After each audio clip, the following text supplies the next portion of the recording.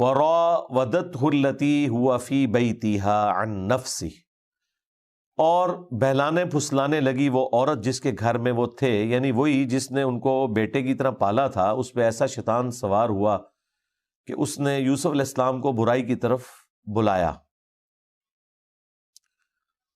وغلقت الابواب، اور اس نے تمام دروازے بند کر دیے۔ وقالت حیت لک، تو اس نے کہا کہ تم میری اس خواہش کو پورا کرو۔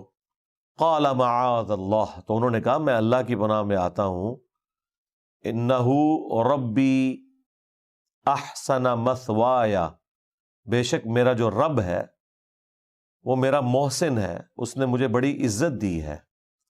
یہاں رب سے مراد سورہ یوسف کے اسلوب میں جو رب آ رہا ہے وہ مالک کے لیے آ رہا ہے، آگے بھی چل کے رب کا لفظ آئے گا مالک کے لیے۔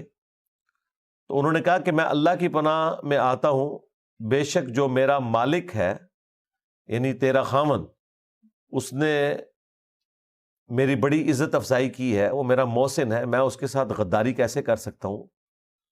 اور اگر یہ ربی سے مراد آپ اللہ کی طرف لے جائیں تب بھی درست ہے، دونوں باتیں بیک وقت درست ہیں، لیکن اکثر جو ترجمہ کرنے والے ہیں انہوں نے ربی کی ضمیر لوٹائی ہے اس کے خاوند کی طرف، اس عورت کے خاوند کی طرف جو کہ یوسف علیہ السلام کا مالک بھی تھا۔ انہ لا یفلح الظالمون، بے شک جو ظلم کرنے والے ہیں وہ کبھی فلاح نہیں پا سکتے۔ وَلَقَدْ هَمَّتْ بِهِ، اور بے شک اس عورت نے برائی کے ساتھ قصد کیا اس کا، یوسف کا۔ وَهَمَّ بِهَا، اور یوسف بھی اس عورت کا قصد کر لیتا۔ لولا ان رأى برہان ربہ، اگر وہ اپنے رب کی روشن دلیل نہ دیکھ لیتا۔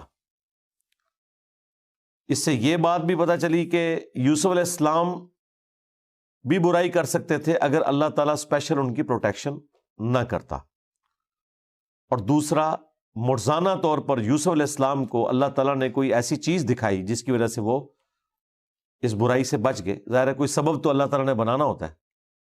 وہ اسرائیلی روایتوں میں ملتا ہے کہ انہیں حضرت یعقوب علیہ السلام کی شکل دکھائی گئی اور وہ انگلی سے اشارہ کر رہے تھے کہ تم نے یہ کام نہیں کرنا، یا عین ممکن ہے جبرائیل علیہ السلام ان کے سامنے ظاہر ہوں اور انہوں نے ان کو گائیڈ کیا ہو، یا جس طریقے سے وہ ایران والوں نے فلم میں فلمایا کہ وہ عورت جو ہے انہیں شیطان کی نظر آنے لگی، یعنی وہ شکل اس کی شیطان والی انہیں دکھنے لگی، تو یہ ایک بہت بڑی ایک ان کے لیے آبزرویشن تھی۔ بہرحال کوئی بہت غیر معمولی چیز ہے جو اللہ تعالیٰ نے کہا ہے کہ روشن دلیل ہم نے ان کو دکھائی ہے، کوئی وہ کوئی بھی دلیل ہو سکتی ہے، اس کی تفصیل بیان نہیں کی گئی ہے، تو اس کی وجہ سے وہ اس عورت کے فتنے سے بچ گئے۔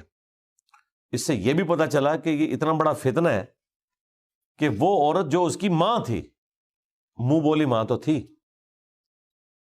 اور اس عورت کو بھی دیکھیں کہ اس نے بچوں کی طرح جس لڑکے کو پالا، اس کے ساتھ وہ برائی میں مبتلا ہونے والا معاملہ اس کو شیطان نے اکسایا۔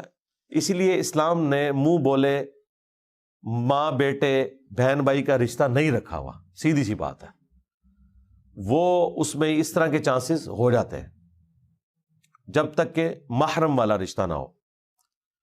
كَذَلِكَ لِنَصْرِفَ عَنْهُ السُّوءَ وَالْفَحْشَاءَ، یہ دلیل ہم نے اس لیے دکھائی کہ تاکہ اس کے ذریعے سے ہم اس طریقے سے دور کر دیں یوسف سے وہ برائی اور بے حیائی کے کام کو۔ إِنَّهُ مِنْ عِبَادِنَا الْمُخْلَصِينَ، بے شک وہ ہمارے مخلص یعنی چنے ہوئے بندوں میں سے ایک تھے۔ یہ لفظ ہے مخلص، دو لفظ ہیں عربی میں، ایک ہے مخلص جو اردو میں بھی استعمال ہوتا ہے، مخلص کہتے ہیں یہ بڑا خالص ہے، یہ بندہ اخلاص شو کرنے والا۔ ہر مسلمان کی، مؤمن کی یہ خواہش ہوتی ہے کہ وہ مخلص ہو، اللہ کے لیے اپنے دین کو خالص کرے، کمٹمنٹ شو کرے، کمیٹڈ ہو۔ لیکن انبیاء ہوتے ہیں مخلص، اس سے بھی اعلیٰ درجے کی ڈگری، کہ وہ تو اللہ کے لیے کمیٹڈ ہیں ہی ہیں، اللہ انہیں اپنے لیے چن لیتا ہے۔ تو وہ زبر کے ساتھ بولا جاتا ہے مخلص. یہ زبر اور زیر سے زمین و آسمان کا فرق ہو جاتا ہے. مخلص رب کے لیے اپنے آپ کو خالص کرنے والا.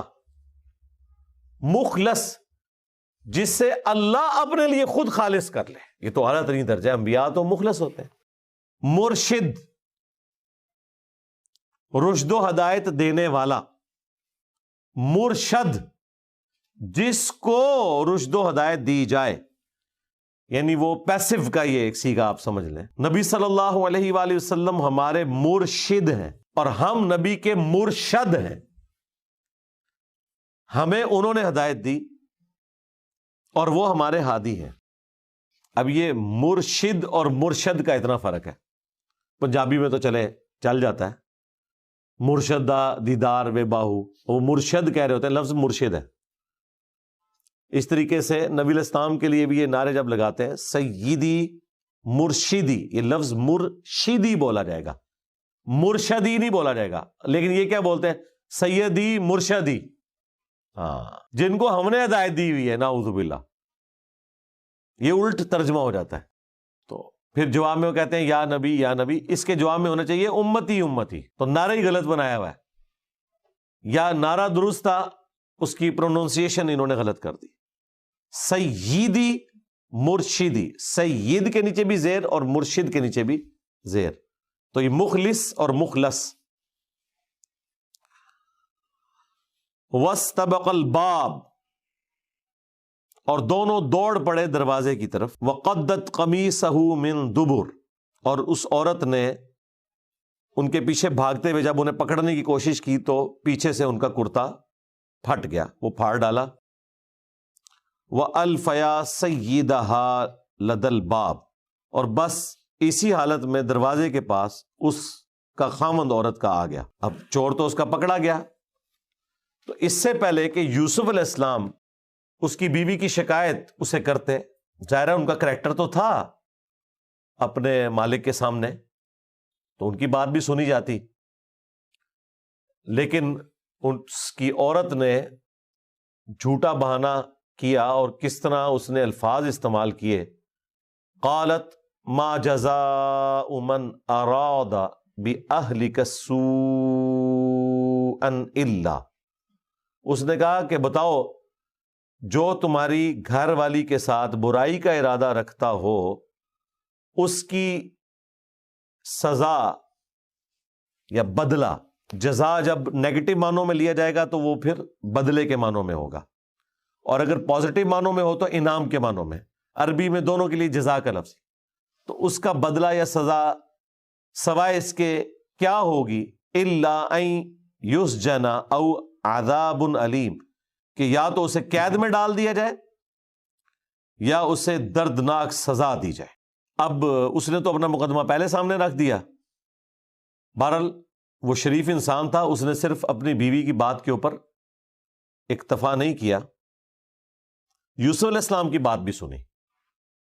قال، یوسف علیہ السلام نے کہا ہی راودتنی عن نفسی، یہ جو کچھ بول رہی ہے تو جھوٹ کہہ رہی ہے، بلکہ اسی نے مجھے اپنی طرف بلانے کی اور بہلانے کی ناکام کوشش کی تھی.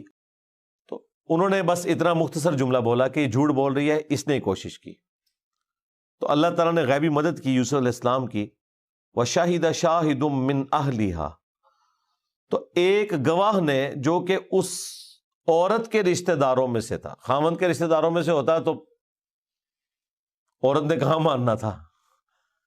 تو بائی چانس وہاں پہ کوئی اسی عورت کا قریبی رشتہ دار تھا جو کہ حمایتی تھا اس عورت کا. ان رشتہ داروں میں سے ایک رشتہ دار موجود تھا. اللہ تعالیٰ نے کوئی ایسا غیبی معاملہ کیا تو وہ بول اٹھا. اس نے ایک علمی بات کی جو بالکل منطقی تھی کہ یہ طریقہ ہے جج کرنے کا. اس زمانے میں تو سی سی ٹی وی کیمرہ نہیں ہوتے تھے اور باقی معاملات اس طریقے سے تو نہیں ہوتے تھے کہ کوئی کاؤنٹر ویریفیکیشن کی جا سکے.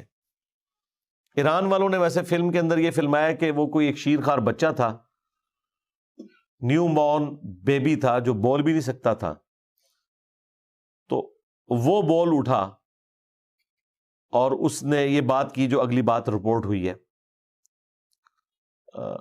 اللہ کی قدرت سے یہ بعید نہیں ہے، لیکن یہ اتنی غیر معمولی بات تھی کہ قرآن میں رپورٹ ہونی چاہیے تھی معجزے کے طور پر، کہ شیر خوارگی میں بچہ بولا ہے، جس طرح کہ عیسیٰ علیہ السلام ماں کی گود میں بولے ہیں تو اللہ تعالیٰ نے اسے رپورٹ کیا ہے کہ یہ ایک غیر معمولی ایک واقعہ ہے جو قانون قدرت کو توڑنے والا ہے، معجزہ ہے، تو یہ بھی معجزہ ہونا تھا۔ اور دوسری بات یہ ہے کہ اگر اس طرح کا کوئی واقعہ ہوا ہوتا تو یہ ایک اتنا غیر معمولی واقعہ تھا کہ اس کے بعد تو وہاں لوگوں کو سمجھ لینا چاہیے تھا کہ یوسف علیہ السلام کوئی عام انسان نہیں ہے، اور وہیں سے ان کی دعوت کا آغاز بھی ہو جاتا۔ سب سے پہلے تو عزیز مصر ان کا کلمہ پڑھ کے مسلمان ہو جاتا، تو ایسی کوئی بات رپورٹ نہیں ہوئی۔ اس سے لگتا ہی ہے کہ وہ کوئی سیانہ آدمی تھا، سمجھدار، کوئی سینئر آدمی تھا جس کے پاس عقل و دانش تھی، اور اس نے مشورہ دیا اپنا۔ اس نے کہا کہ ان کان قمیصہ قد من قبل، کہ اگر تو یوسف علیہ السلام کی قمیض آگے سے پھٹی ہوئی ہے تو پھر تو یوسف علیہ السلام مجرم ہے، کیونکہ عین ممکن ہے کہ ان کی ہاتھا پائی ہوئی ہو تو عورت اپنی عزت بچانے کی خاطر سامنے سے ظاہر ہے اس کی قمیض پکڑے گی اور پھاڑ دے گی، یہ لاجیکل چیز تھی۔ فصدقت وہو من الکاذبین، تو پھر وہ عورت جو ہے وہ سچ کہہ رہی ہے اور یوسف جو ہے وہ جھوٹوں میں ہے اگر وہ یہ بات کر رہا ہے۔ وَإِن كَانَ قَمِيصُهُ قُدَّ مِن دُبُرٍ، اور اگر قمیض پیچھے سے پھٹی ہوئی ہے تو یہ تو پھر سیدھا اشارہ ہے کہ یوسف نے بھاگنے کی کوشش کی اور اس عورت نے اسے اپنی طرف کھینچا ہے۔ یہ لاجیکل بھی ہے کہ اسی قسم کا ہی کوئی معاملہ فٹ ان بیٹھتا ہے۔ وَإِن كَانَ قَمِيصُهُ قُدَّ مِن دُبُرٍ، اور اگر یہ پیچھے سے قمیض پھٹی ہوئی ہے، فَكَذَبَتْ وَهُوَ مِنَ الصَّادِقِينَ، تو پھر یہ عورت جھوٹی ہے اور وہ سچوں میں سے ہے۔ دیکھیں واقعی کوئی سینئر ممبر تھا کہ جس نے سٹارٹ یوسف علیہ السلام کو جھوٹا کہنے سے کیا ہے۔ پہلے وہ پاسبلٹی بیان کی ہے جس میں یوسف علیہ السلام جھوٹے تھے، اور پھر وہ پاسبلٹی بیان کی ہے جس میں یوسف علیہ السلام سچے تھے۔ اور دوسری اس نے سمجھداری یہ کی ہے کہ اس نے اس کی بیوی کو ڈائریکٹلی جھوٹا یا سچا نہیں کہا، بلکہ کہا کہ یہ جھوٹ بول رہی ہے، لیکن یوسف علیہ السلام کے لیے کیا لفظ استعمال کیے ہیں کہ جھوٹوں میں سے ہے، اور اگر یہ معاملہ ہوا ہے تو یہ سچوں میں سے ہے۔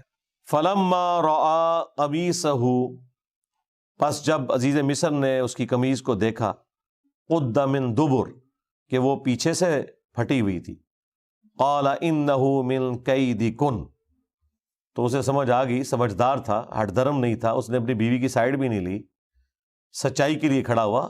ظاہر ہے کہ یہ اتنی بڑی بڑی سلطنتیں انصاف کے اوپر ہی چل رہی تھیں، بے دینی کے باوجود انصاف اور عدل کی وجہ سے ہی تو کامیاب تھیں۔ تو جب اس نے دیکھا کہ قمیض پیچھے سے پھٹی ہے تو قال انہ من کیدکن، کہ یہ تم عورتوں کا ہی فریب ہے، ان کیدکن عظیم، اور بے شک تم عورتوں کا مکر و فریب انتہائی خطرناک ہوتا ہے۔ وہی یعنی فوراً اپنے آپ کو مظلوم ثابت کرنا، آنسو نکل آنا، اپنی بات میں وزن پیدا کرنے کے لیے چیخو پکار کرنا شروع کر دینا، بہانے بنانا شروع کر دینا، تو یہ عورتوں کی ایک اللہ تعالیٰ نے خوبی، میں کہوں گا کہ خامی نہیں کہوں گا، خامی تو آخرت کے پوائنٹ آف ویو سے ہے، دنیا میں تو ایک خوبی ہے کہ وہ اپنی بات میں سچا ہونے کے لیے اس طرح کے راستہ اختیار کر لیتی ہیں۔ دیکھیں وہ کہہ رہے ہیں کہ ان کیدکن عظیم، بے شک تم عورتوں کی جو فریب کارانہ چالیں جو ہیں وہ بڑی پہنچی ہوئی چالیں ہوتی ہیں۔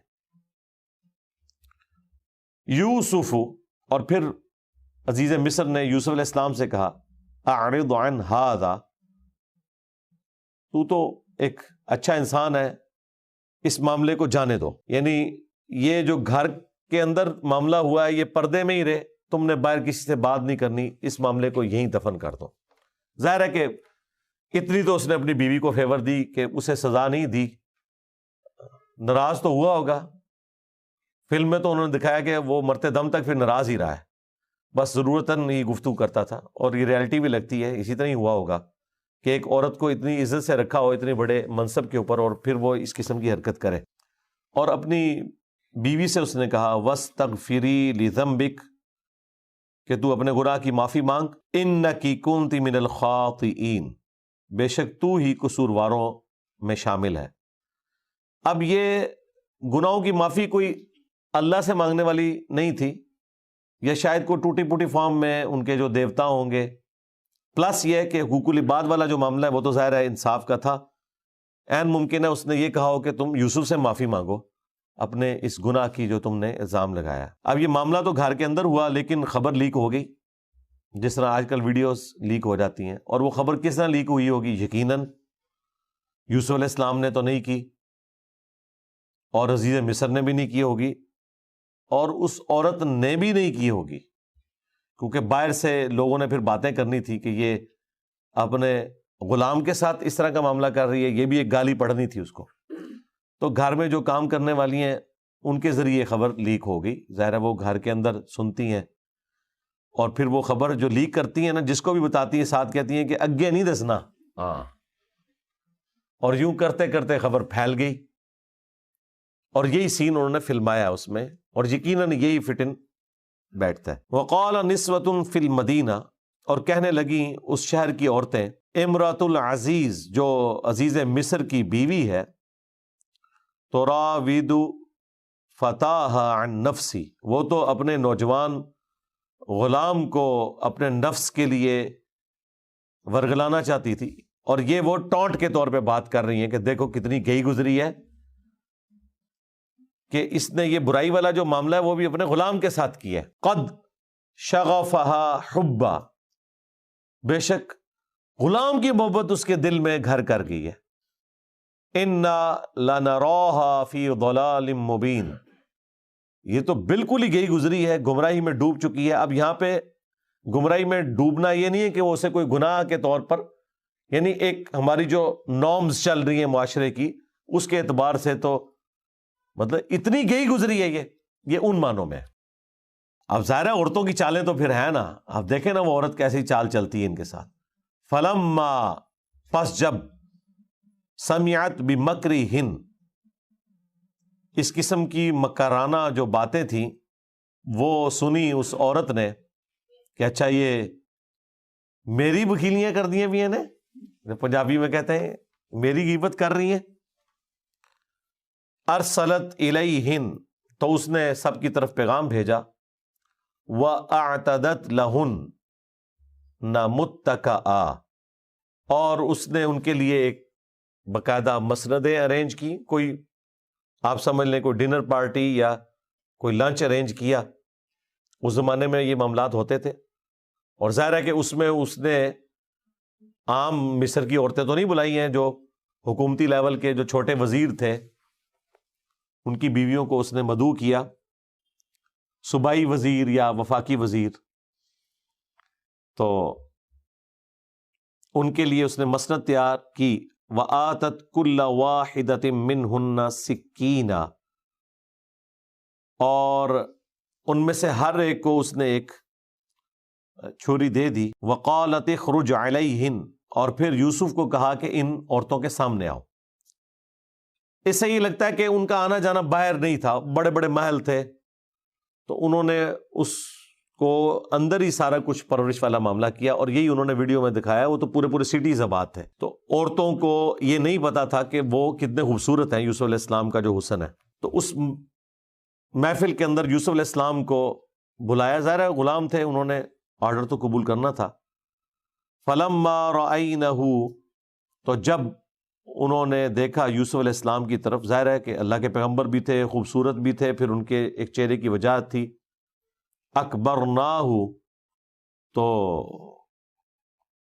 انہوں نے اس کو بہت بڑا خیال کیا. وقطعنا ایدیہن، اور بس اسی کشمکش میں انہوں نے اپنی انگلیاں کاٹ لیں، یعنی زخمی کر لی. یہ نہیں ہے کہ انگلیاں کاٹ دی ہیں، یہ نہیں. اور ظاہر ہے کہ قرآن پاک مختصر بات کر رہا ہے، اس میں فلنگ دی بلینکس ہم کر سکتے ہیں. جو ہمیں روایتوں سے پتہ چلتا ہے کہ وہ سیب دیے کھانے کے لیے پیش کیے، اور چھریاں ان کے ہاتھوں میں دی، بس عین اس لمحے میں جب وہ سیب کاٹ رہی تھی، کاٹنے کے دوران ذرا وہ چھلکا اتار رہی ہوں گی، یوسف علیہ السلام جب آئے تو ان کی طرف متوجہ ہوئیں وہ عورتیں، تو وہ کاٹتے ہوئے اس میں ایسی متوجہ ہوئیں کہ ان کے ہاتھوں کا بھی کوئی پورشن کٹ گیا. جس طرح ہمارے ڈاکٹر سار صاحب استاد کہا کرتے تھے کہ عین ممکن ہے کہ کسی عورت کا ہاتھ زخمی ہوا اور یوسف علیہ السلام چونکہ غلام تھے وہ اس کی مرہم پٹی کرنے کے لیے اس کے قریب ہوئے ہوں، تو باقی عورتوں نے جان بوجھ کے ہی وہ اپنے ہاتھ تھوڑے تھوڑے کاٹ لیے ہوں توجہ حاصل کرنے کے لیے. جس طرح گھر میں بھی بچوں سے بھی ایسا معاملہ ہو جاتا ہے، اگر کسی بچے سے دوسرے بچے کو زخم لگ جائے تو وہ اپنے آپ کو تھوڑا بہت زخم لگا لیتا ہے مظلوم بننے کے لیے، یا کوئی ایسی ایکٹیویٹی پرفارم کرتا ہے. بہرحال کچھ بھی ہوا، ایک ایکسٹراڈنری واقعہ تھا، باقیوں کے بھی ہاتھ زخمی ہو گئے. وَقُلْنَا حَاشَ لِلَّهِ، تو وہ تعجب میں انہوں نے کہا کہ سبحان اللہ، اللہ پاک ہے، ما هذا بشرا، یہ تو انسان نہیں لگتا، ان هذا الا ملک کریم، یہ تو نہیں مگر کوئی بہت معزز فرشتہ. یہاں جو اللہ کا لفظ آیا ہے یا فرشتے کا ذکر ہے، اس سے مراد قطعاً یہ نہیں کہ وہ اللہ میں یا فرشتوں میں ماننے والے تھے. جو ایک محاورتاً باتیں چل رہی ہوتی تھی نا، جس طرح ہم دیکھیں ہمارے ریلیجن میں کہیں دیوتا کا کانسیپٹ نہیں ہے، لیکن یہاں پر بھی جب صحافی حضرات گفتگو کرتے ہیں تو کسی پولیٹیکل لیڈر کا ذکر کرتے ہوئے جب وہ اپنے آپ کو بڑا سمجھتا ہے تو کہتے ہیں جی یہ تو دیوتا بن رہا ہے، یہ تو مہاتما ہے. حالانکہ یہ کانسیپٹ تو ہمارے ریلیجن میں نہیں ہے، لیکن چونکہ محاورتاً چیزیں چل رہی ہوتی ہیں. اسی طریقے سے زمینی خدا، یہ ٹرم بھی بولی جاتی ہے طاقتور لوگوں کے لیے. تو اس طرح کی جو مثالیں دی جاتی ہیں وہ محاورتاً بسا اوقات دوسرے مذاہب کے لوگوں سے بھی اس زبان میں آ گئی ہوتی ہیں، کیونکہ یہاں پر کوئی ایسی ہمیں تفصیلات نہیں ملتی کہ وہ خدا کے ماننے والے تھے یا نہیں تھے. اس کے الٹ ضرور ملے گا جب یوسف علیہ السلام جیل میں جائیں گے اور وہاں دعوت توحید رکھیں گے اور وہ بتائیں گے کہ یہ جو بت تم نے گھڑ لیے ہیں اللہ تعالیٰ نے ان کی کوئی سند نازل نہیں کی، تو عین ممکن ہے ان کا بھی وہی عقیدہ ہو کہ اوپر ایک خدا ہے، باقی یہ چھوٹے چھوٹے جو آلیہ ہیں جن کے بت بنائے ہوئے ہیں، چھوٹے چھوٹے دیوتا ہیں، گاڈز ہیں، اس قسم کا ہی ان کا کانسیپٹ ہو. تو اس کانسیپٹ میں بڑے خدا کو اللہ کہا جائے اور آسمانی کوئی مخلوق ہے اس کے لیے فرشتے کی ٹرم ہو، تو اس اعتبار سے چل رہی ہو. بہرحال توحید وہاں اس فارم میں موجود نہیں تھی، وہ وہی بت پرستی کے عقائد و نظریات تھے جو اگلی قوموں میں ایگزسٹ کرتے تھے اور اللہ تعالیٰ پیغمبروں کے ذریعے ان کی تطہیر کرتا تھا. تو ایتھیسٹ نہیں تھے، خدا میں بلیو کرنے والے تھے وہ. بہرحال وہ ٹوٹی پوٹی فارم میں ایک توحید کا ایک معاملہ چل رہا تھا. تو انہوں نے کہا کہ یہ تو انسان لگتا ہی نہیں ہے، یہ تو ایک مقرب فرشتہ ہے. قالت، اب تو موقع مل گیا عزیز مصر کی بیوی کو جس کا نام زلیخا رپورٹ ہوا ہے تورات کے اندر. فَذَلِكُنَّ الَّذِي لُمْتُنَّنِي فِيهِ، یہ ہے وہ جس کے بارے میں تم مجھے ملامت کر رہی تھی. تو دیکھ لو تمہاری حالت کیا ہوئی ہے کہ ایک دفعہ دیکھا ہے تو تمہارے ساتھ ایسا معاملہ ہو گیا ہے، اور میرے تو یہ گھر میں رہتا ہے. یعنی وہ اپنے گناہ کو ابھی بھی جسٹیفائی کر رہی ہے، اپنی اس بغاوت کو. اور دیکھیں اگلی دلیری، وَلَقَدْ رَاوَدتُّهُ عَن نَفْسِهِ، میں نے اسے بہت کوشش کی ہے اپنی طرف بلانے کی. فَاسْتَعْصَمَ، لیکن اس نے اپنے آپ کو بچا کے رکھا ہے بڑا پکا ہے، یہ کننا ہے یار. وہ تو اس کو برائی کے طور پہ ذکر کر رہے ہوں گے نا، کوئی تعریف کے لیے نہیں کیا. کیونکہ اگلے الفاظ دیکھیں، وَلَئِن لَّمْ يَفْعَلْ مَا آمُرُهُ، اگر اس نے وہ کام نہ کیا برائی کا جس کی طرف میں اسے مائل کر رہی ہوں، لَيُسْجَنَنَّ، تو میں ضرور اسے قید میں ڈلوا دوں گی، یہ قید میں ڈلوا دیا جائے گا. وَلَيَكُونَ مِنَ الصَّاغِرِينَ، تو یہ ضرور ہو جائے گا چھوٹے لوگوں میں، بے آبرو لوگوں میں، ذلیل و خوار ہو جائے گا. یعنی وہ یہی سمجھتے تھے جب آپ کسی کو جیل میں ڈلوا رہے ہیں تو اسے جیل ہوگی تو مراد یہ ہے کہ مجرم ہے، تو یہ کام میں اس کے ساتھ کروں گی. یعنی وہ ابھی تک اپنے ان معاملات سے پیچھے نہیں ہٹی اور اپنی اسی ڈھٹائی کے ساتھ اسی برائی کے اوپر قائم ہے. اب اس نے تو اپنا پورا پلان کیا ہوا تھا کہ میں اس صورت میں جب یہ میری بات نہیں مانے گا اسے جیل میں ڈلواؤں گی. اور اللہ تعالیٰ کا بھی پلان تھا کہ یوسف علیہ السلام کو یہ بات کلک کی کہ اس وقت اس عورت سے جان چھڑانے کا ذریعہ اب قید خانہ ہی ہے. تو پھر انہوں نے اگلی آیات میں آئے گا، وہ انشاءاللہ اگلی دفعہ ہم کور کریں گے، اللہ تعالیٰ سے دعا کی کہ بجائے اس کے کہ میں اس برائی میں مبتلا ہوں تو یا اللہ مجھے جیل کی زندگی، قید خانے کی عزیز ہے اس چیز سے کہ میں برائی میں مبتلا ہو جاؤں اور تیرا باغی ہو جاؤں. دیکھیں انہوں نے گناہ سے، بدکاری سے بچنے کے لیے تکلیف برداشت کر لی. عموماً آپ کو نیک کام کرنے کے لیے ایک تکلیف برداشت کرنی پڑتی ہے کہ ایفرٹ پٹ کرتے ہیں. برائی سے بچنے کے لیے آپ کو صرف ارادہ کرنا پڑتا ہے کہ میں نے یہ نہیں کرنا. مثلا نماز ایک نیکی کا کام ہے، اس کو کرنے کے لیے آپ کو وضو کرنا پڑتا ہے، مسجد میں جانا پڑتا ہے، ارکین جتنے ہیں وہ ادا کرنے پڑتے ہیں. لیکن گناہ سے بچنے کے لیے آپ کو کچھ کرنا نہیں پڑتا، صرف ایک فیصلہ کرنا پڑتا ہے. گالی منہ میں آئی بھی ہے غصے کی وجہ سے، آپ فیصلہ کرتے ہیں میں نے نہیں نکالنی، تو اس کے لیے آپ کو کوئی ایکسٹرا کام نہیں کرنا پڑتا. لیکن دیکھیں پیغمبروں کو برائی سے بچنے کے لیے 9 سے 10 سال کی قید کاٹنی پڑ رہی ہے. تو دیکھیں انہوں نے پھر اپنا آپ منوایا ہے. اللہ تعالیٰ جب کسی کو رتبے دیتا ہے تو پھر اس پہ آزمائشیں بھی ڈالتا ہے.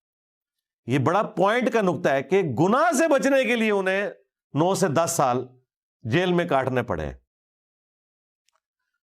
حالانکہ گناہ سے بچنے کا تو انعام ہونا چاہیے، دنیا میں نہ ملے تو آخرت میں. یہاں گناہ سے بچنے کے لیے انہیں ایک سزا کاٹنی پڑی. اور یوسف علیہ السلام کی بھی کتنی بڑائی ہے کہ انہوں نے اس گناہ کی سینسٹیوٹی کو سمجھا کہ میں گناہ سے بچنے کے لیے اگر تکلیف بھی مجھے اٹھانی پڑتی ہے تو میں اللہ تعالیٰ کی بغاوت کا کوئی کام نہ کروں، ہاں میں یہ تکلیف برداشت کروں. یہ 9-10 سال تو آپ امیجن نہیں کر سکتے، ایک جوان شخص کی جوانی کا گولڈن پیریڈ، اور کوئی غلط کام بھی نہیں کیا، غلط کام سے اپنے آپ کو بچایا، اس کی سزا کاٹنی پڑ رہی ہے. اور اس زمانے کی جیل میں آج کل نہیں جیل کاٹی جاتی. اور جس طریقے سے پھر انہوں نے وہ یوسف علیہ السلام سے متعلقہ جو فلم بنائی ہے 45-1 میں جو ڈرامہ سیریل ہے، اس میں جو انہوں نے وہ تکلیفیں دکھائی ہیں نا، وہ دیکھ کے ہی انسان پسیج جاتا ہے. حالانکہ انہوں نے تو چند ایک سین فلمائے ہیں، ان کی تو زندگی کے 9 سے 10 سال، کیونکہ بضع سنین آیا ہے، ایک ایک دن سورج طلوع ہونے سے لے کر غروب ہونے تک اور رات پوری کس تکلیف میں انہوں نے کاٹی ہوگی آپ امیجن بھی نہیں کر سکتے. اس ماڈرن دور میں جہاں جیل خانوں میں پنکھے بھی لگے ہوتے ہیں، باقی فیسلٹیز بھی، کھانا بھی ملتا ہے، وہاں پر بھی اگر سورج کی روشنی نہ آئے، دن رات کا آپ کو پتہ نہ چلے، تو انسان وقت سے پہلے بوڑھا ہو جاتا ہے، اور کیا اس کے اوپر گزرتی ہے. اور وہاں پر جب سیکنڈ جو سب سے بڑی پوسٹ ہے عزیز مصر، اس کی طرف سے وہ بندہ ریفر ہوا ہو جیل خانے میں، تو چھڑانا اس کو کس نے؟ سب سے بڑی پوسٹ کی طرف سے وہ ریکمینڈ ہوا ہے جیل خانے کے لیے. تو پھر اللہ تعالیٰ نے ان کو اس تکلیف سے گزارا الٹیمیٹلی، اور خود انہوں نے دعا کی کہ یا اللہ ٹھیک ہے مجھے جیل کی زندگی منظور ہے. قال رب السجن احب الی مما یدعوننی الیہ. یوسف علیہ السلام نے اپنے رب کے حضور دعا کرتے ہوئے عرض کیا کہ اے میرے پروردگار، مجھے قید خانہ، جیل قبول ہے اس گناہ کے بسبب کہ جس کی طرف یہ مجھے بلا رہی ہے، اس کے اگینسٹ، اس سے بچنے کے لیے مجھے جیل قبول ہے. وَإِلَّا تَصْرِفْ عَنِّي، اور اگر تو نے اپنے محض عنایت سے اس فتنے سے مجھے نہ بچایا، کیدہن، جو ان کی چالیں ہیں ان عورتوں کی، اور یہ جمع کے صیغے سے تو یہی لگ رہا ہے کہ یہ باقی عورتیں بھی اس میں شامل ہو گئیں. پہلے تو ایک ان کے اوپر مسلط ہوئی تھی، اب یہ باقی عورتیں بھی اس میں شامل ہو گئیں. اصب الیہن واکم من الجاہلین، تو کہیں ایسا نہ ہو کہ میں ان کے اس جال میں پھنس جاؤں اور نادانوں میں شامل ہو جاؤں.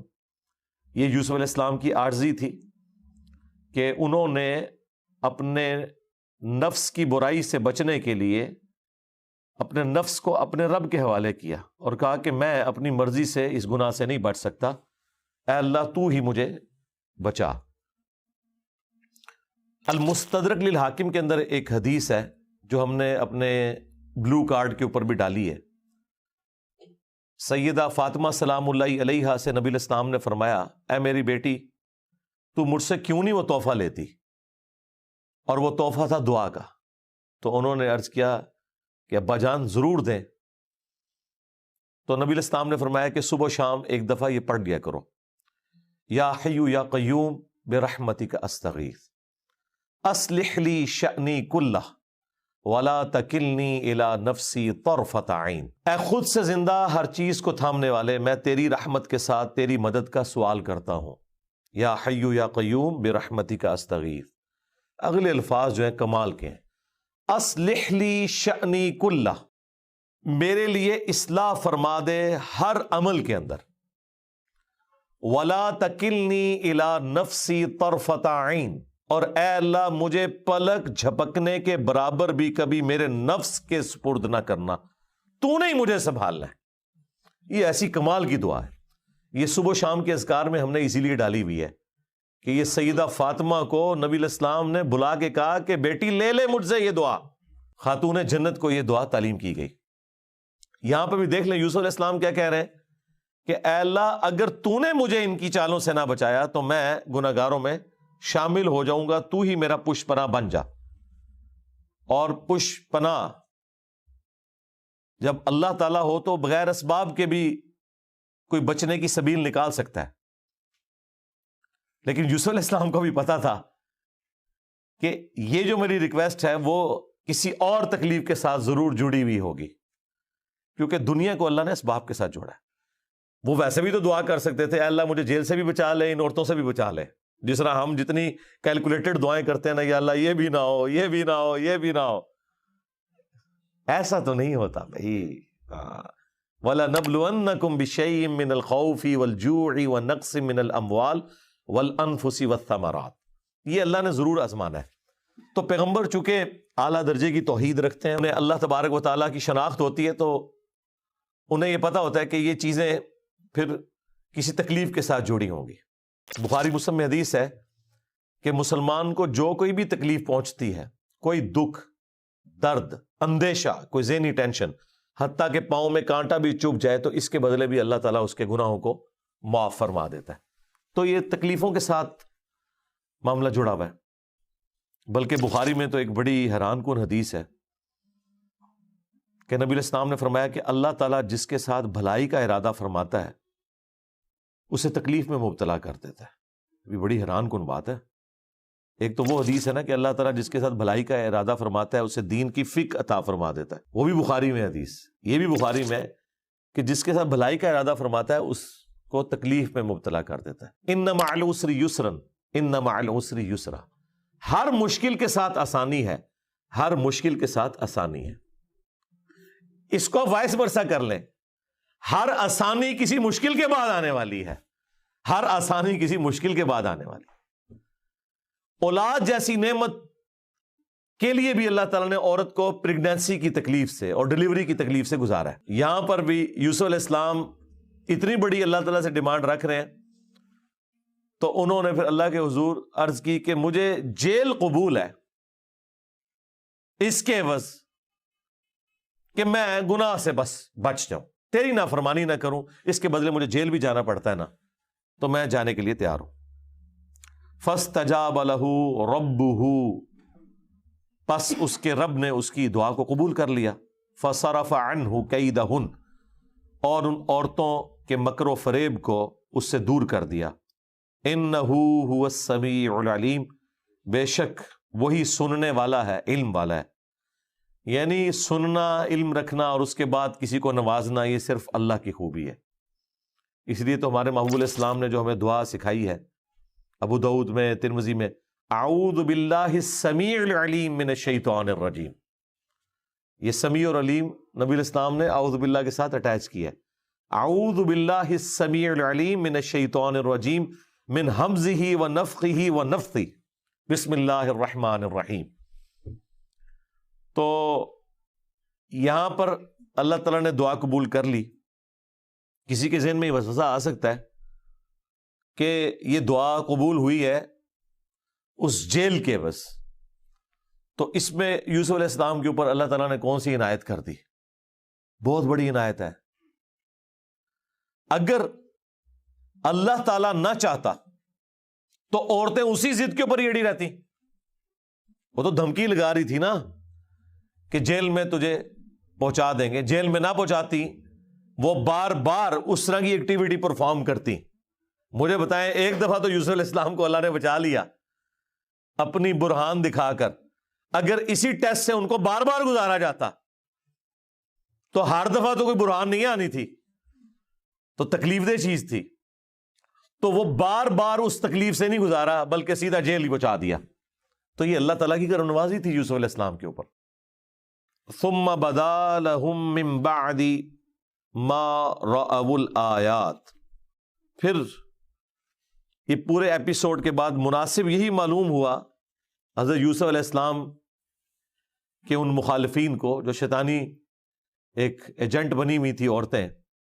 رأوا الآیات، جب انہوں نے یوسف علیہ السلام کی زندگی میں یہ پاک بازی کی نشانیاں دیکھیں، لَيَسْجُنُنَّهُ حَتَّى حِينٍ، کہ وہ اسے کچھ عرصہ کے لیے قید کر دیں تاکہ یہ وقتی طور پہ ایشو ایڈریس ہو جائے.